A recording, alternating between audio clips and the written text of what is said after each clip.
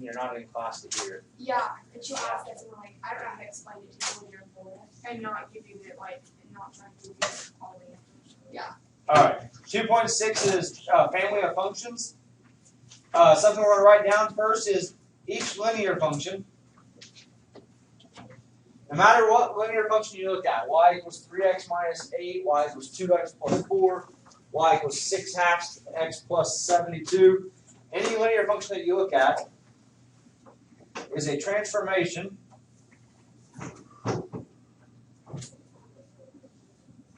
of the identity function. The identity function is the function y equals x. Okay. Each linear function is a transformation of the identity function, which is the function y equals x. And the reason that's the identity function is, it is the slope that it's the linear function being multiplied by what? 1, which is the identity of multiplication, and it's having what added to it? If there's nothing there, what's being added? 0. 0. So plus 0, which is the identity of addition. Right? So this is the function that's composed completely of identities. So it's being multiplied by 1 and added 0. So a slope of 1 and a y-intercept of 0. And this is called the parent function.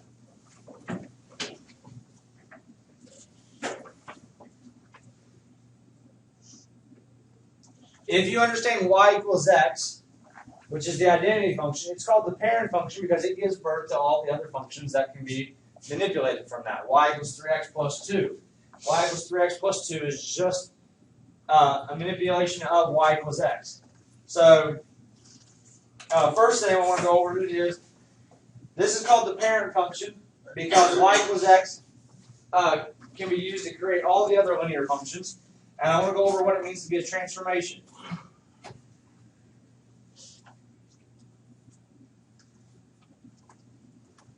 Are we doing one transformation? Translation. Yep. In geometry, transformations are, you've got rotations, which we won't do that. There's reflections, and there is translations, and there's also dilations, where you get smaller and bigger. Right? In terms of this, we're going to do transformations, we're going to deal with translations. We're not doing rotations. Because if you think about it, we're looking at, if you rotate something, that's the same as, we can do a rotation using a reflection. Okay? So, a translation is any movement left, right, up, or down.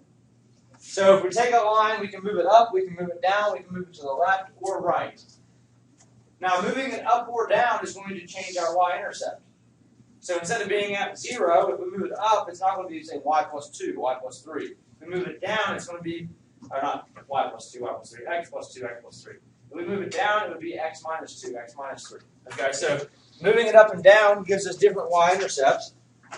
We can also move it left to right, which we'll get to that in a minute.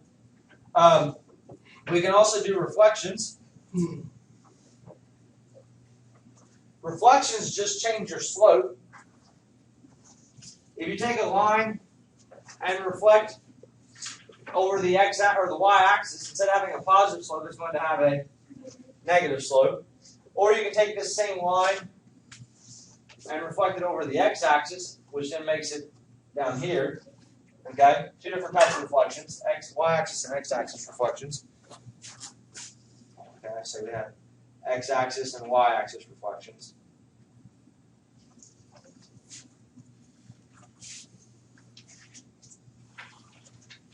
And then we have what's called dilations. But in here, we don't call it dilations. You can, but in here we call it stretching. So we either stretch the line or we compress the line.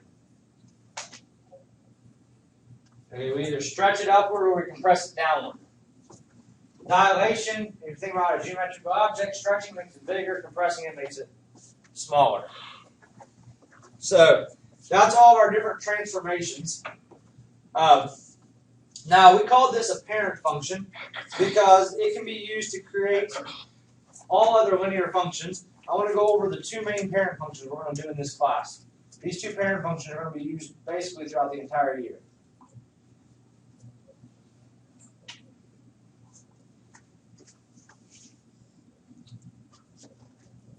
We're going to go over two different types of parent functions. The first parent function is going to be the identity function, which we've already talked about. Y equals x. And if I said graph this and you had no idea how to graph it, the best way to graph an equation is, well, the way they teach it in 6th grade, 7th grade, is if you have no idea how to graph something, you make a table of values. And so we're going to make a table of values for this. We know what this looks like, but just for the sake of, I'll get to why this is important later on. We're going to make a table of values, and there was always 5 values for x that you usually used. It was typically -2, -2, -1, 0, 1, 2. You guys remember doing this? Mm-hmm. Yeah. It's been a while, right? Yeah. 7th grade, probably at the earliest, maybe. Okay. Now, the identity function just says y is equal to x. So if x is -2, what's y equal? Negative. -2. Technically, we're just plugging it in.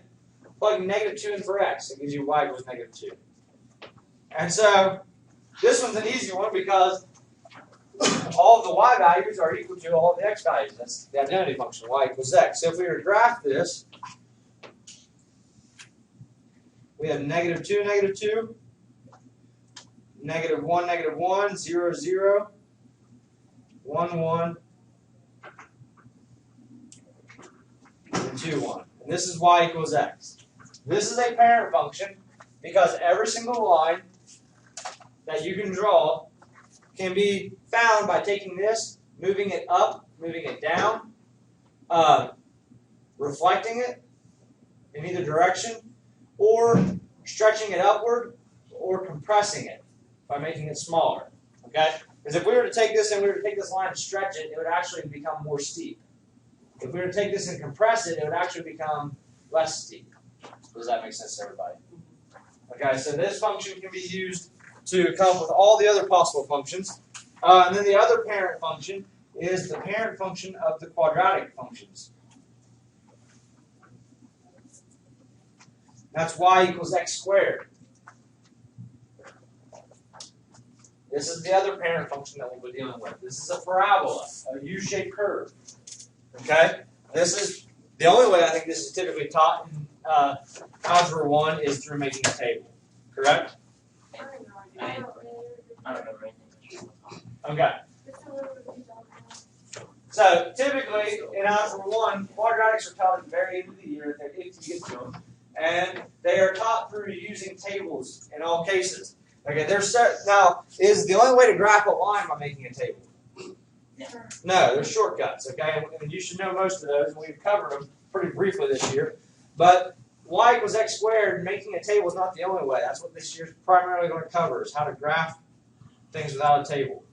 But if you did not know how to graph a quadratic, the way you would do it is you'd make a table. Running from -2 to 2, and we're going to plug these in. So this is now, our y is going to be -2 squared. So we're going to plug -2 in. -2 squared, which is what? 4. Negative. Positive. Is it positive or -4? Actually, positive. If I type this in the calculator, Zero. When you have to put it in parentheses, if I put in the calculator -2 squared, This one. it's going to tell us the answer is what? -4. -4. And someone already said it. Yeah, -2 has to be put in parentheses. Okay? So, with that said, -2 squared, yeah, it is 4 because 2 negatives make it positive. Do I need to plug in any of the others, or is it okay to go through the answers? What would -1 squared be? 1. 1. What's 0 squared? 0. 1 squared. 1. And 2 squared is? 2. 4.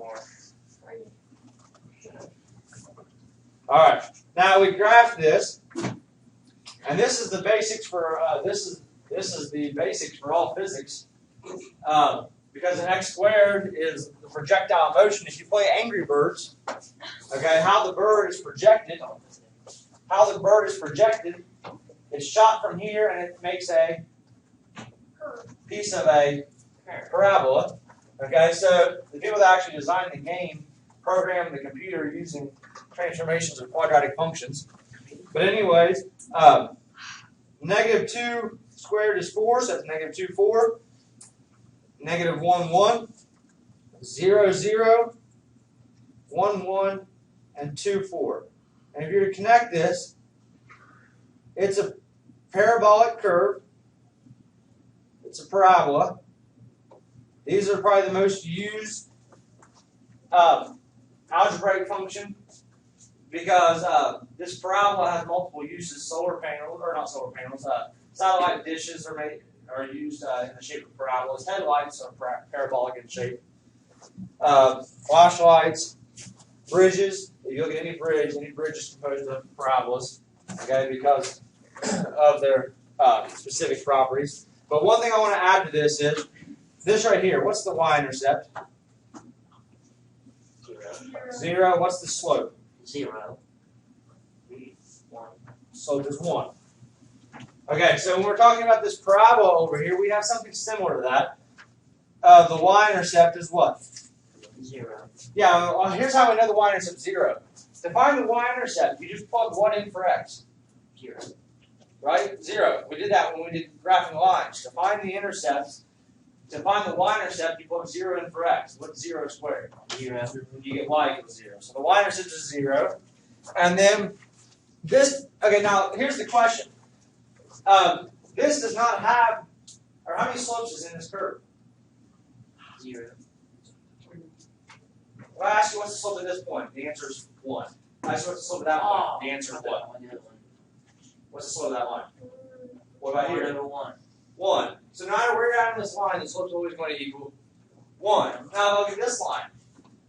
In terms of slope, slope's tangent lines. So if I say, what's the slope here? What's the slope of a horizontal line? 0. 0. What's the slope of this line? Is it 0? That's equal to 1. It's probably 1. What's the slope of this line? It's something more than 1. So this parabolic function is composed of an infinite number of different slopes. Does that make sense to everybody? And it's actually made up of an infinite number of pairs of slopes, where this slope is identical to that slope, but they're exact opposites. So this is a positive and this is a negative of the exact same slope. So it's kind of like a reflection. Yeah, it is. It's a y-axis reflection of itself. Okay, so this does not have slope because the slope's constantly changing. This has what's called amplitude. Amplitude is how much it's being stretched. Well, where did we get the slope being 1 at? That's the number that's in front of x. What's the number that's in front of x squared? 1. So the amplitude of this is called 1. Now, in terms of a parabola, the amplitude does not tell you the distance, how to get from one point to the next point, but it just tells you how to get to the very next point from the center. You go up 1, right 1. Now, does that follow for the next point? Is it up 1, right 1?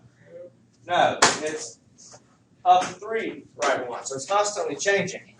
But the amplitude tells you how to get to the very next point.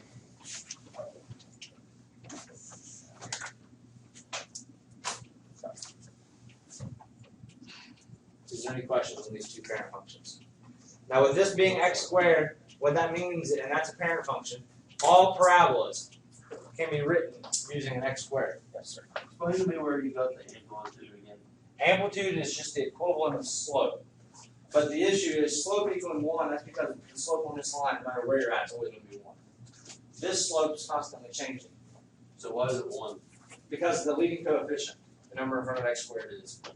Okay. So if this would add a 2 here, the amplitude would equal 2. Okay.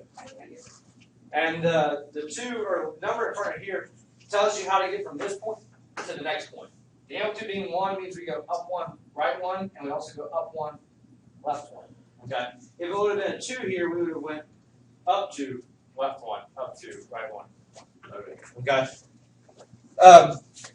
And then one other thing I made to make note of, this point here is the origin. It's also called the vertex of the parabola. It's also called the vertex of the parabola. It's the point in which the reflection occurs.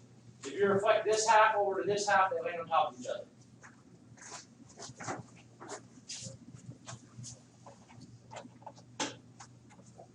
All right. Next thing we're going to talk about is vertical transformations.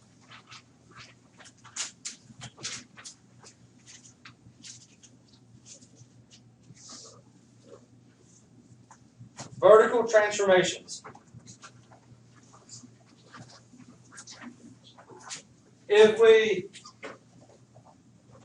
When we're talking about vertical, what movement is that? Is that up and down or left to right? That's up and down. Vertical is up and down. Okay, so this is up, down.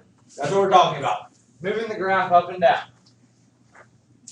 So, and the way we write this is y is equal to f of x plus or minus k. And if you think about function notation, this is what this is saying. Your new function, y, is going to be our original function, either adding k to it or subtracting k from it. Okay? And we're going to do an example. And so,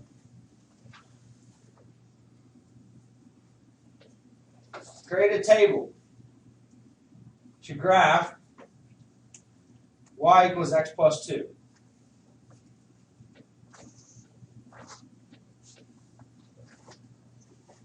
Create a table to graph y equals x plus 2.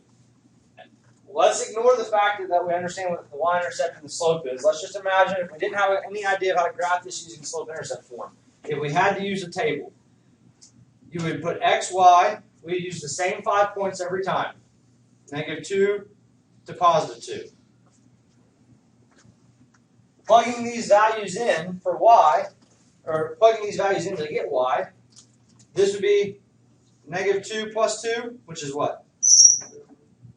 0. -1 plus 2, 1. 0 plus 2, 1 plus 2 is 3, and 2 plus 2 is 4. We're just taking each of these values and plugging them in for x. And the output of this function gives us what y is. So if we're to plot these points now, -2, 0, -1, 1, 0, 2, 1, 3, 2, 4.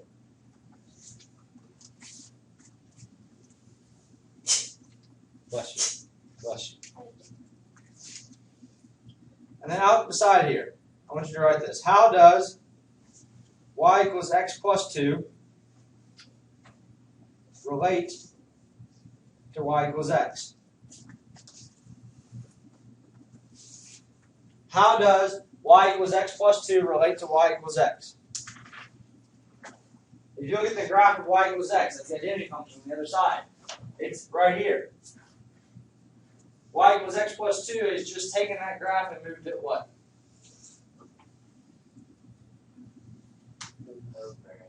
Wait. Okay. Let me put this line right here. This is y equals x. Parallel. They're parallel. That's because we've not changed the function.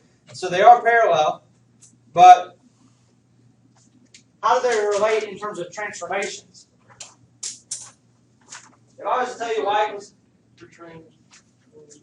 Weighted to it's just being moved. Well, you're taking y equals x and you move y equals x. It's a translation of how much? 2 points, which it should, because this is saying we're going to take y equals x and we're going to do what with it? add to Add 2. So we're going to move it up 2. So how do these two relate? The answer to that would be y equals x plus 2 is y equals x translated up 2 units.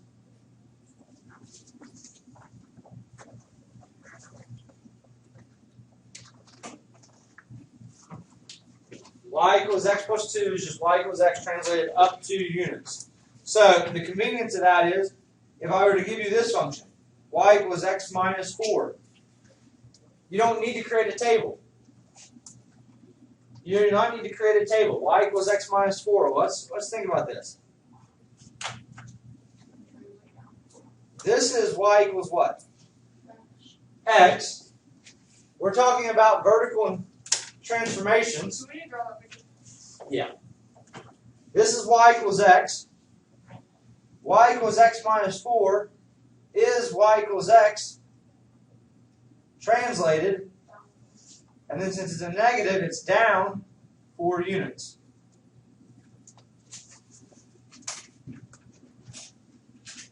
Y equals x minus 4 is y equals x translated down 4 units. So what was the origin is now going to get moved to the point 0 what?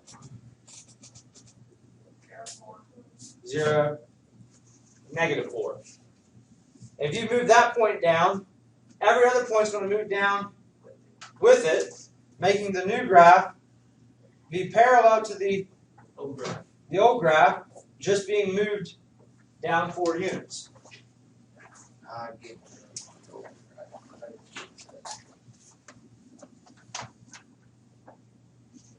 Alright, now, we don't really need to understand transformations for this, because if I asked you to do this without this concept, what's the y-intercept here? Negative 4, what's the slope? 1. So you would draw a point at negative 4, you go up 1, right 1. Would that give you the same graph? No. Yes, so technically we wouldn't need that method for this. Okay, but here's a problem where this method speeds things up a lot. Let's say I gave you this. Y is equal to x squared plus 5. Now we're talking about something that's not common. Okay, because this is a quadratic function. So we don't have general rules to follow for quadratics yet.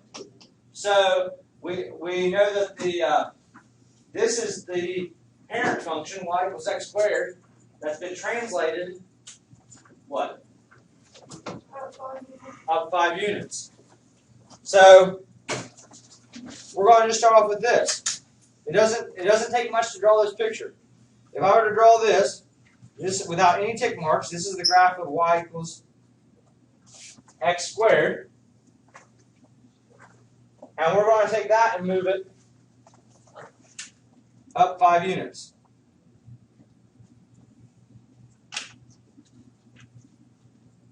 Everything else is going to follow suit. So the entire rest of the picture is going to be identical.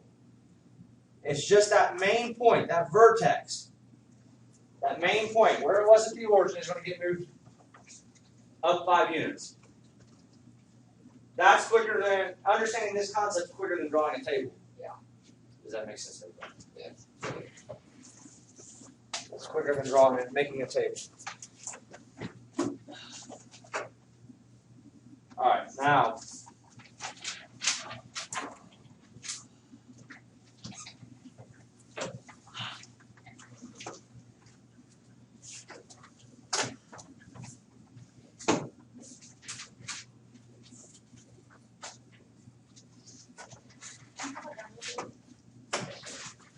Alright. Use the given table to write f of x translated down 5 units. And guys, I can make a list of 5 points. I'm not going to make a list of 5 points. I'm going to make a list of 3 points. 2, 1, 0, 6, 8, 5. Use the given table to write f of x translated down 5 units. This is not a linear function. Okay? You do not need to graph this. This is not part of this problem. The graph is not. I'm just showing you this. 2, 6. Here's 2, 6. 1, 8 would be here. 0, 5 would be here. Okay? Does it tell us what happens between 0, 1, and 2 in terms of the decimals? No. Okay, so we can't connect these with straight lines. Because nowhere in here does it say this is made up of linear functions. Okay, so we can't just say these are straight lines. Because this could have a curve in here. And it would be the exact same description, but it would have a curved object. But if we take this and we just translate this down 5 units, each of these points are going to get moved down 5, which is just going to do what with the y values? Let's think about the transformation. You take whatever the y is and you subtract 5. You're moving it down 5. So this point, which was at 0, 5, is now going to be moved down to 0, 0. The point that was at 1, 8 is now going to be at 1, 3. The point that was at 2, 6 is now going to be at 2, 1. Okay, so the way you would get this is use the given table to write f of x translated down 5 units. So here's what we do. We'd create a new table. It would still be 2, 1, 0. But if we take it and we translate it down 5 units, this 6 is now going to be a what? 1. A 1. This 8 is now going to be 3, and the 5 is going to be 0. So translating it, so we just do 6 minus 5, 8 minus 5, 5 minus 5. For x minus 5, No, it's not x minus 5. F minus 5. for Sure. x minus 5. Because of here, what's this here right here? Vertical transformations are your y values being added by k or your y values being subtracted from k. Does that make sense? Because when we move something up and down, we're not changing the x values, we're changing the y values. Alright, so something may write down, vertical transformations.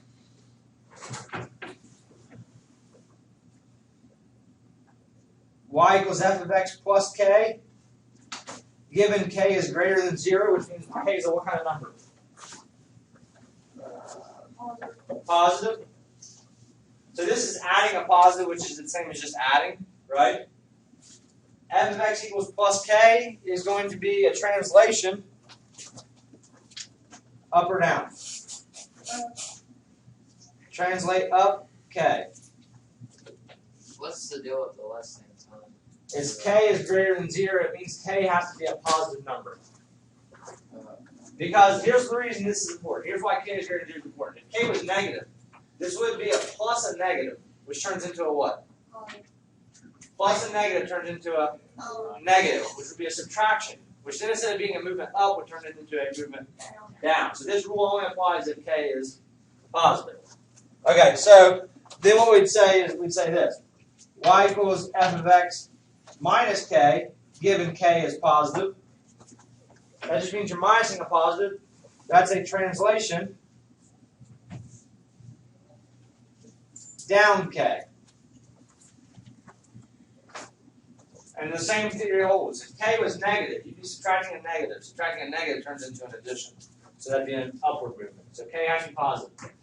So we have to apply. So that's what you need to know.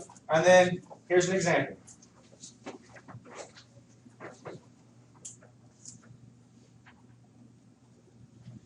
Given y equals f of x, sketch y equals f of x minus 3. And let's say you're given this picture.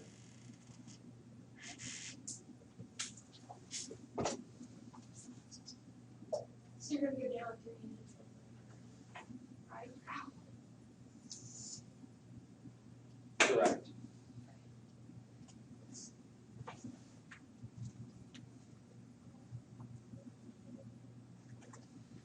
Alright, this is a function. It passes the vertical line test. Nowhere can you draw a vertical line where it crosses it more than once. So this is a function, which means it is something that we're going to run across this year. Being able to draw pictures that look like this. Alright, so this is our original function. It says now sketch the original function minus 3. That you should not need to do any, you should not need to make a table. All you should know is f of x minus 3 means we translate what? Down 3. Translate down 3. It's all you have to know. And I would just simply put an arrow pointing down with the number 3 beside it. You only actually have to put the word translate. We're talking about translations right now, so down 3. So instead of creating a table, subtracting 3 from all the y values to get the new y values, and then plotting those points, we're just going to take all of these points and move them down 3. So what was up here at 4 is now going to be down at 1. This point, which is at 1, is now going to be at -2. This point was at 1, which is a -2. And then this point, which was at -1, is now going to be at -4. Now the question would, go ahead. No. I was thinking. We're just moving these Yeah, 4 points down, and then Josh, we don't have to worry about the stuff in between because since they're linear, they're going to follow suit. You move the main points down, and since it's linear, the rest of the points just follow along. Is there any questions on that?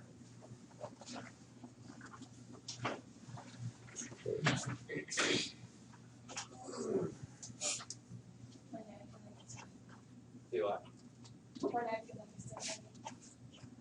All right. Here's another type of problem you can see. Give one translation or one transformation. Give one transformation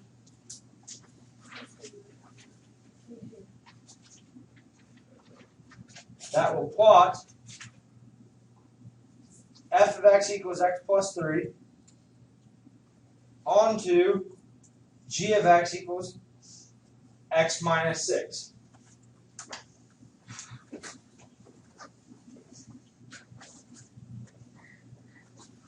Okay, what's the deal with x of x and then x plus 3 and then on to what do you do? Like we graph it out, x or x plus 3, You can do it that way. and we go up 3 and then we drop it 6 or something like that. Okay, you could do it that way. These are two separate functions, so we can graph them at the same time.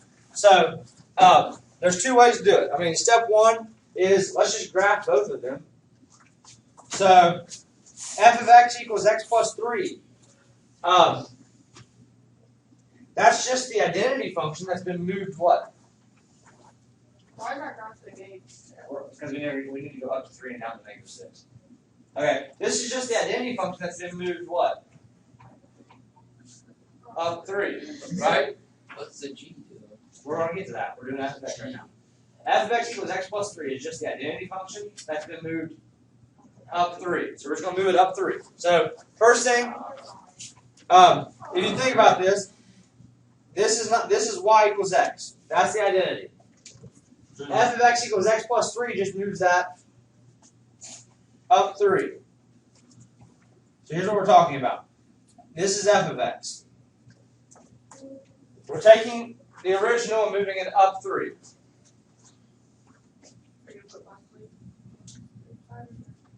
No, f of x. F of x. It's equal to x plus 3. Okay? Now, g of x is equal to x minus 6, which is just taking this original and moving it down 6. So if we were to plot it, we would just take the original x and move it down 6. And we're going to put g of x beside it. This is going to be very important because f of x and g of x are two different functions. That's why we don't just use y all the time. Function notation is necessary to denote some different graphs. Now look at this. The question is, give one transformation that would take f of x and plot it onto g of x. What would be one movement? Let's think. Okay, let's tear this apart. Give one movement that will plot f of x equals x plus 3, this line, and onto g of x equals x minus 6. You just take it down 9. So the answer to this would be translate f of x down 9 units. That should make sense. How far is f of x from the identity? How far is it from the identity? It's 3 above. G of x is 6 below the identity. So how far are they apart from each other? It's 3 minus 6. It's 3 minus -6. Yeah. Now, the reason we say translate f of x down 9 units is because it's asking us to translate f of x onto g of x. Now, if it said g of x onto f of x, you would put up 9 units. Because you're trying to move this guy to that guy.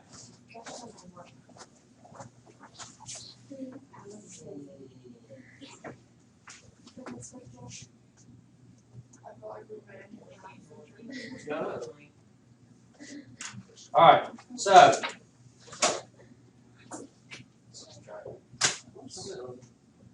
horizontal transformations.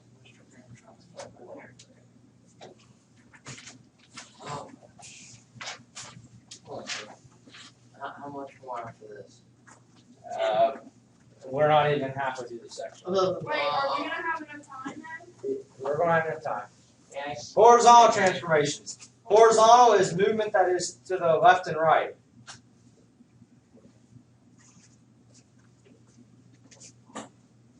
If we move up and down, what variable is changing? The x or the y? X. The y. The y value is changing. If we move left to right, the y values are staying the same, but the x is changing. It's a lot Okay. harder than I originally thought. So I remember moving shapes across the y-axis and x-axis. So this is a class I'm not gonna deal with Greg with. We'll done this one with the next one. What? Next year's class. I really won't Greg with it. you'll be all right. What's that little one? All right. What sign? F of x plus or minus k. This is a plus or minus. I feel This is what we're talking about. We're not talking about, the other one said f of x, and then it was a plus or minus with a k. That means you're taking the y values, you're adding and subtracting k. so the G This is taking the x values and adding and subtracting k. Okay? So, here's what we're talking about. Here's an example. Let's do one of these. Use the table to sketch. That's the reason we're learning this stuff. It makes it a lot easier once you understand how this all goes together. Use the table to sketch f of x equals x minus 1 squared.